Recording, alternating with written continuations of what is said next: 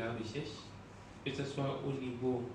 La session de renforcement des capacités des acteurs du projet régional de promotion de l'agriculture intelligente face au climat à Kara s'est déroulée en 2 phases. La première en salle et la deuxième sur le terrain. L'agriculture intelligente face au climat, c'est celle qui est soucieuse de l'environnement. Elle se base sur 3 piliers. Produire toujours plus pour pouvoir assurer la sécurité alimentaire constitue le premier pilier. Le deuxième pilier se réfère à l'adaptation et consiste à produire malgré les risques climatiques, notamment les sécheresses et les inondations. Le troisième pilier est lié à l'atténuation des changements climatiques. La visite de terrain a été effectuée à Kanté, au Centre Action Sociale pour l'Environnement et le Développement en Afrique, ACEDA, reconnu pour ses pratiques agroécologiques. Sur ce site, ils pratiquent l'irrigation de suppléments. C'est-à-dire, en pleine saison pluvieuse, il y a des poches de sécheresse qui peuvent survenir. En ce moment, ils mettent leur système d'irrigation. Ils ont un système d'irrigation en aspersion.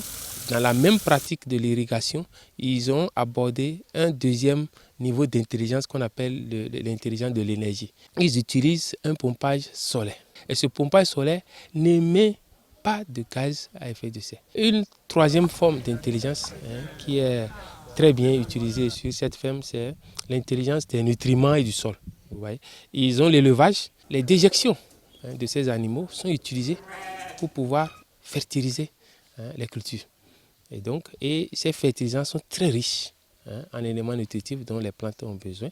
L'intérêt de la formation est de fournir aux acteurs du secteur agricole l'ensemble des compétences pour pouvoir, dans un premier temps, diagnostiquer les risques climatiques qui se posent dans les systèmes de production et, en deuxième lieu, proposer des solutions adaptées ou climato-intelligentes.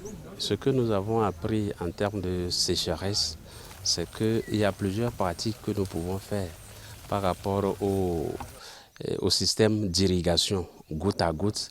Il y a des systèmes que nous pouvons utiliser, que nous appelons les cultures en terrasse. Il y a également le système des demi-lunes et beaucoup de choses qui nous ont été apprises par rapport à cet aléa, par exemple. Ça dépend de notre milieu et ça dépend du problème qui se pose effectivement à nous.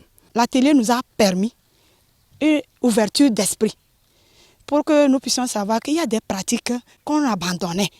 Maintenant que nous sommes dans ce cas de changement climatique, il faut reprendre ces pratiques-là avec plus de réflexion pour vraiment faire face à ces changements climatiques. Les cultures que nous mettons en place, il faut pouvoir réfléchir pour trouver la façon dont il faut conserver nos sols, avec la matière organique par exemple, et maintenant aussi utiliser des variétés de semences qui sont tolérantes au climat. En ce moment, même s'il y a les effets du changement climatique, au moins les producteurs vont s'en sortir. Le projet régional de l'agriculture intelligente face au climat est initié par l'Organisation des Nations Unies pour l'alimentation et l'agriculture. Il est exécuté par l'Agence régionale pour l'agriculture et l'alimentation en collaboration avec plusieurs partenaires, dont la Banque ouest-africaine de développement BOAD qui assure le financement. Le projet couvre 5 pays, le Togo, le Bénin, le Niger, le Burkina Faso et le Ghana.